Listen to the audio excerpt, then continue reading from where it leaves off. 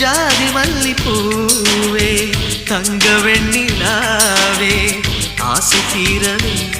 பேசலாம் முதல் நாளிரவு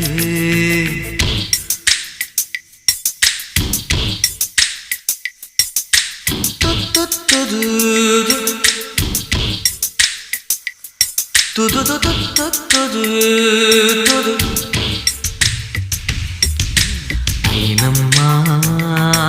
உன்னை நேசிக்கவும் அந்த வாசிக்கவும் என்னல் காத்திருக்கு